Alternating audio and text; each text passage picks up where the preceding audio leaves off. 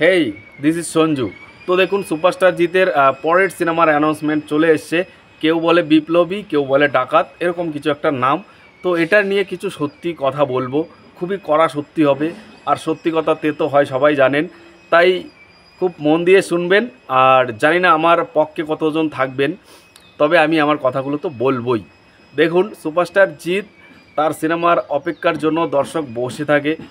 কারণ তার তো আর হেই সেই করে বছরে 4-5টা সিনেমা করে না, এক আধ বছরে এক একটা সিনেমা করে, কোনো সময় বছরে একটাও আসে না। তো ফ্যানদের ভাগ্যে না অতটা অ্যানাউন্সমেন্ট জোটে না। তাই অধীর আগ্রহ নিয়ে, অধীর ধৈর্য নিয়ে তারা বসে থাকে কবে জিতের একটা আপডেট আসবে।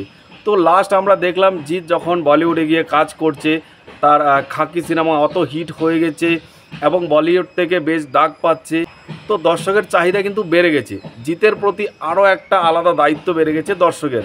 দর্শক প্রত্যাশা করছিল জিৎ বলিউডে কোনো একটা বড় সিনেমার অ্যানাউন্সমেন্ট আসবে, আর টলিউড থেকে জিতের ফ্র্যাঞ্চাইজ সিনেমা বস 3-র কোনো একটা আপডেট আসবে, নয়তোবা বাংলাদেশে রায়হান রাফির সঙ্গে লায়ন সিনেমার আপডেট আসবে।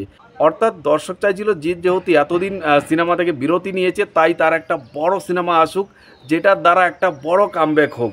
কারণ জিতকে নিয়ে চারদিকে অনেক ট্রোল হয়তো, তো সেটা ফ্যানরা মেনে নিতে পারছে না। একটা ভালোভাবে কামব্যাক, পারফেক্ট কামব্যাক চাচ্ছিল। এই অ্যানাউন্সমেন্ট কি সত্যিই ফ্যানদের মন ভরাতে পেরেছে? ফ্যানরা এতদিন ধরে যে প্রত্যাশা করেছিল, জিতের প্রতি যে আশা রেখেছিল, সেটা কি সত্যিই তাদের মন মতো হয়েছে? আমি একজন জিত ভক্ত হয়ে আমার মন থেকে বলছি না।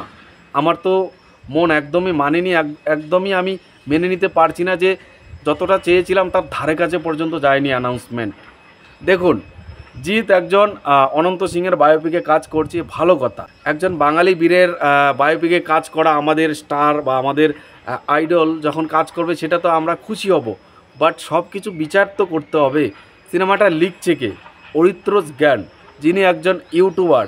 না, তাকে আমি ইউটিউবার বলে ছোট করছি না, তার ইউটিউবারের রেকর্ড কী রয়েছে সেগুলো তো একটু ঘাটাঘাটি করার দরকার, তাই না? অনেকেই বলছে ভাই, জিৎ যেহেতু রয়েছে, সিনেমাটা যতই অন্য ধারার হোক, তবে এটাতে লার্জার দ্যান স্কেল হবে, বড় কিছু হবে, কমার্শিয়াল অ্যাঙ্গেল থাকবে। তার স্ক্রিপ্ট রাইটার হলো অরিত্র জ্ঞান। তার লার্জার দ্যান সিনেমা আমরা ইউটিউবে বানাতে দেখেছি, একলব্য কমার্শিয়াল সিনেমা করেছে। ওই সিনেমা মাস্টারপিস হয়েছে, একদম 2-4টা অস্কারও পেয়েছে ইউটিউবে। তো সেই অস্কারকৃত স্ক্রিপ্ট রাইটার অরিত্র জ্ঞানের আমরা কমার্শিয়াল অ্যাঙ্গেলের সিনেমা দেখেছি। তারপর সেটা থেকে বড়সড় সাকসেসফুল হয়ে সে আসে সিনেমা জগতে এবং বেশ কয়েকটা আর্ট ফরম্যাটিক সিনেমা করে, যেগুলোকে ছোট সিনেমা বা ফ্যামিলি ড্রামাটিক সিনেমা বলা হয়। যেই জ্ঞান এতদিন ফ্যামিলি ড্রামা করে দেবকে পচাতো, সেই জ্ঞানই আজকে নিজে এসে এই সিনেমার ধারায় কাজ করা শুরু করেছে এইচবিএফ বা উইন্ডোজ এদের সাথে। বাট এইখানেও সে অত সাফল্য পেয়েছে, তার দাবাড়ু 5টা অস্কার এনেছে। তারপর মিঠুন আর সোহমকে নিয়ে শাস্ত্রী সিনেমা করেছে, যেটা পুরো ইন্ডিয়া জুড়ে ব্লকবাস্টার হয়েছে। প্রথম দিনের কালেকশন প্রায় 5,000 কোটি টাকা ছিল। এবং তারপর তার লাস্ট সিনেমা শ্রীমতী ও শ্রীমান, সেটা মনে হয় প্রথম দিনই 2,000 কোটি টাকার বিজনেস করে গেছে, একটা বাংলা সিনেমা।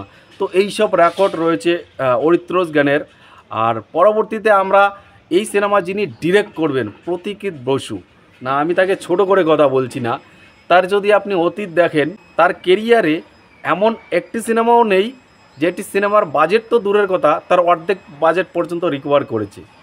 সে বড় দুজন স্টারকে নিয়েও কাজ করে দেখেছে, প্রসেনজিৎ দেব, তারপরও সিনেমা বাজেটের কাছেও যেতে পারেনি। তো এই হলো স্টোরি, তো এই হলো হাল। এই স্ক্রিপ্ট রাইটার আর এই ডিরেক্টরের হালে গিয়ে পৌঁছেছে জিৎ। দেখুন, যে কোনো ইউটিউবার বা যে কোনো রাইটাররা, তারা একটা স্বপ্ন থাকতেই পারে যে আমি একজন বড় সুপারস্টারের সঙ্গে কাজ করব।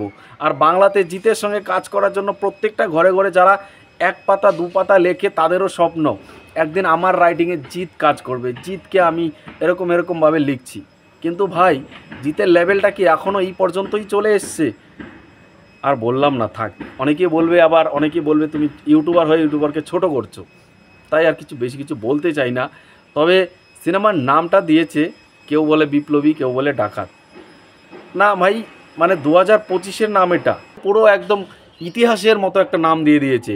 মানে ইতিহাস না, একটা গদ্য ছড়া পড়ছি মনে হয়। ভাই, আমার তো নামটা পড়তে পড়তে 1 ঘন্টা লেগে যাচ্ছে, মুখস্থ কবে হবে? কেউ বলে বিপ্লবী, কেউ বলে ডাকাত। আমি কি বলবো ভাই, কি বলবো, সত্যি আমি খুবই ডিসঅ্যাপয়েন্ট। আমি খুবই ডিসঅ্যাপয়েন্ট। অনেকে বলবেন আমি ঈর্ষা থেকে জ্বলছি বা এইসব, ভাই কম্পিটিশন আমার কোনো দিনই অরিত্রর সাথে হবে না। সে অনেক বড় ইউটিউবার, তার সাথে আমি তার লেভেলে নেই। কিন্তু আমি একজন জিতের ফ্যান হিসেবে বলি, পোষায়নি। এই আপডেটে আমি খুশি নই এবং খুবই ডিসঅ্যাপয়েন্ট। চেয়েছিলাম জিৎ বড় কিছু করতে, কিন্তু এরকম বড় করেছে একদম নিচের গ্রাউন্ডে এসে চলে গেছে। জানি না কী হবে। সিনেমা ভালো খারাপ আমি আগে থেকে বলছি না যে সিনেমাটা ভালো হবে না খারাপ হবে, বাট সিনেমার সঙ্গে যারা যুক্ত রয়েছে তাদের যদি আপনি আগের কাজগুলো দেখেন তাহলে তো সিনেমার মান গুণ সব বেরিয়ে আসে যে তারা কী ধরনের তাদের ক্যাপাসিটি রয়েছে। বাকি আপনাদের কেমন লেগেছে, আপনারা কতটা খুশি হয়েছেন এই আপডেটে, কমেন্টে জানাবেন। টাটা।